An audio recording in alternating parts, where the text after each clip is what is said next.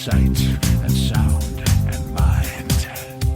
Your radio is a cosmic doorway, and your psyche begins to spark when you tune in to Gary Anderson and Night Dreams After Dark.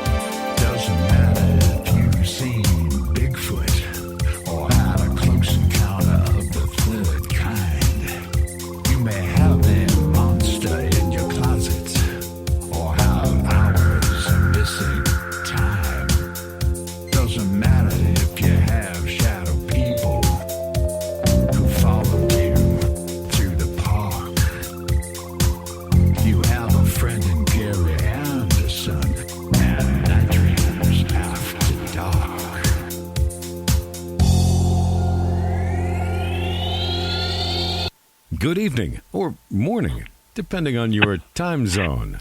From the Pacific to the Atlantic to you worldwide. Get yourself a cup of Java and find a comfy, easy chair. And get ready for Gary and his guest on Night Dreams Talk Radio. After Dark. And now, here's Gary. And here I am. Our guest tonight is Tobe Johnson and Darrel Adams. We're talking about Bigfoot. I think, Darrel, we were talking about, you went into your garage, you saw these muddy footprints, and it didn't, go back out. What did you discover after that? Well, I immediately called Toby up. Strange things started happening right after that, all around the property. But I tried calling Toby. My phone wouldn't work. Different things like that would happen with electronics. Computer would erase things that I recorded. But anyways, I think Toby had gotten off work, so he came over in probably 2 or 3 hours after that. And then what happened after that, Toby? You tried to figure out what kind of boot prints those were in there. Right, they were not existent, or they came from another country. They were muddy trail shoes that had walked into the garage towards the knee impressions, and sitting on the right knee, which was the knee that showed the most anatomy out of all the plaster we poured that day.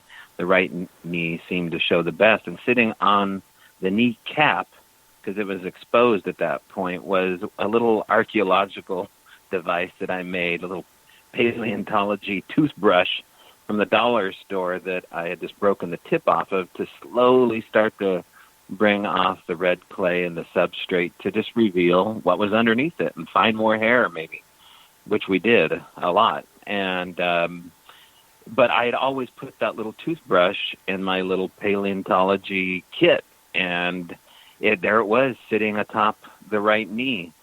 So I thought, geez, someone may be messing with us here. Now, who could it have been? These were these were obviously a human shoe-looking thing walking into, well, actually a sneaker walking in. But I wasn't quite sure if maybe the construction guys had walked over the knees with curiosity and take a look at the knees. So I just kind of played it off. We didn't know what to do with that. And at that time, I was a truck driver. I know you have a big audience of truck drivers. I'm one of them, and was. And so Darrel would call me periodically, would say there were these weird sounds happening at his house. Well, working with these extended experiencers, long-term witnesses, people that live with the phenomena of the supernatural or Bigfoot or the paranormal, they hear these strange sounds, and they can range from big to small, house slaps or tapping or tongue-clicking sounds, wood-knocky sounds, and that's really how it started. And all of the little red flags started to go off in my brain. And, his house was kind of like a daily occurrence of noise. And so that's when the recorder went out. And at the point when the recorder started being left out, it wasn't left anywhere other than like the window ledge, if I remember correctly, Darrel. And then it slowly worked its way outside. And as the recorder went outside, the sounds became more and more clear and impressive and squatchy. And so I was like, okay, maybe they've taken an interest to what we brought down from the mountain. If you listen to, just go back to Sunday to Mel Scahan's interview on Expedition Bigfoot, when he talks about bringing a Bigfoot hair home from up in I believe the Yakima area where he works. And there's all sorts of stuff that happened at his house after he brought a Sasquatch hair. And as a native, no bueno, right? You must return that hair. That's what I think the shaman or the medicine man told him, and make peace. So I was like, I knew these stories, but wasn't quite sure if we were going to go the dark route or the light route. And so I kind of prepared Darrel. I was like, people know that I think there's something else going on with this phenomena. So just so you know, this is where I'm going to be kind of looking to see if these supernatural things start to happen at your place. And I kind of warned him, once you start investing time with me and, linking arms and research, people are just going to have a problem with that, especially the people that are invested in hardcore Newtonian science, flesh and blood answers. This is nothing but a relic hominid. And anybody who thinks outside of that is in the loony bin.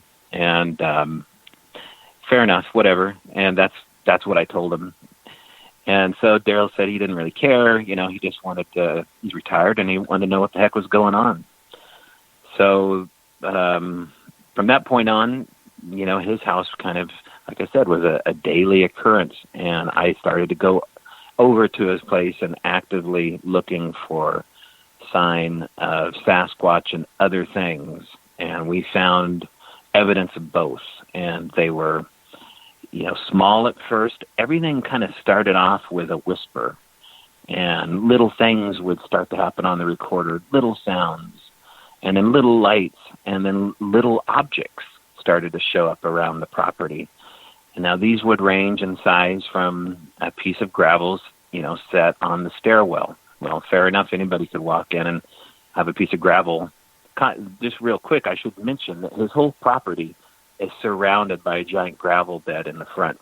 There really is no way to approach his door without making a sound, because you have to walk through pieces of gravel. So obviously finding gravel on a step is just not evidence. But what if that piece of gravel is sitting up on your rearview mirror? What if that gravel is balancing on the edge of like a potted plant base? That's how small and nuanced things were at first. But enough for me to say gravel doesn't go up, 3 feet high or 4 feet high. I don't care what kind of leaf blower you have. It's not going to just sit up there, 4 feet high and balance on a planter and then, take it down, and all of a sudden you turn around and there's that rock again on the planter. Those kind of things start to happen there, but still very small and nuanced, almost like, in my mind, something was seeing if we were paying attention to what these small little whispers were. Now, hey, And Tobe. we did. Now, Tobe, how far along when this was starting in? I mean, what was the span and length of time when the next thing would happen? Oh, daily. So the sounds would happen pretty much as soon as the sun went down. You would hear the dogs erupt in the valley, like a chorus of canines that were being slowly tortured to death by something, howling, barking. And this is a long valley, right? There's a huge reservoir out there, and it stretches for, I don't know, what do you think, for 15 miles. And you just hear dogs just alerting. And, as soon as Darrel would kind of call it a night, he'd leave out the recorder and catch all these tremendous sounds happening underneath these dogs yelling.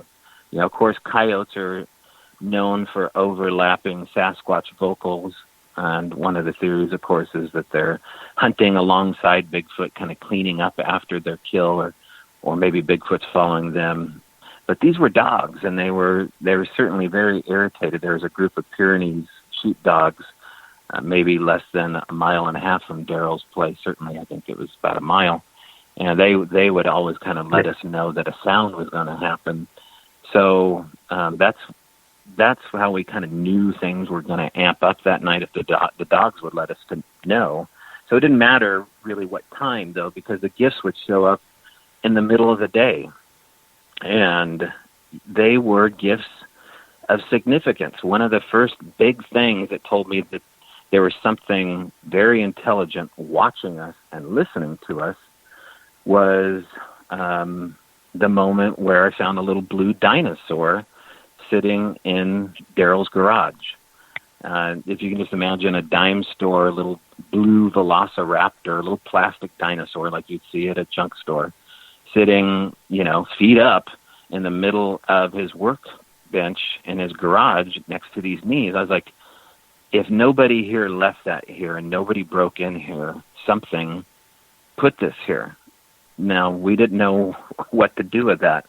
But then we went fishing, and it was, me, my son, and Darrel out on the lake for the day. And when we came back, there was a little orange bobber sitting in front of my steps, because at that point I'd moved my RV or camper to his property to full-time investigate. And nobody took credit for this little fishing bobber sitting in front of my steps. And then on top of the canopy was sitting a piece of driftwood to my trailer. And I'd seen this stuff before. This is very common with extended experiencers to get these little gifts laid out. And they are objects of significance, not the blue dinosaur or the driftwood that I could tell, but the bobber certainly was an acknowledgement of like, oh, you guys are going fishing. We kind of know what that is. Here's a bobber. Now, had it just been those three items, there would be no Bigfoot story to tell Gary tonight. But that is by no means where it stopped. Well, I mean, tell him, Darrel, the kind of stuff that would show up on your property. Now, I got to ask Darrel a question. Are you married? Yeah. It's me and my wife, Cindy. We don't have any kids at home. They're all adults. Now, how was your wife taking this? Was she nervous living there? And also, that's my question. Also, what was the closest neighbor? How far away from you? This out of curiosity, and do they have any children? We had a couple that were in a house, I don't know, maybe a few hundred feet on one side of us. And then the other house was pretty close. But the couple were just a young couple. He worked all the time. She, I think, worked part-time. They had no kids. And we just kind of never saw them because they were always gone. And then on the other side was with a guy named Chris, and he had lived there since 96. He owned like about 100 acres or less up in the woods there. And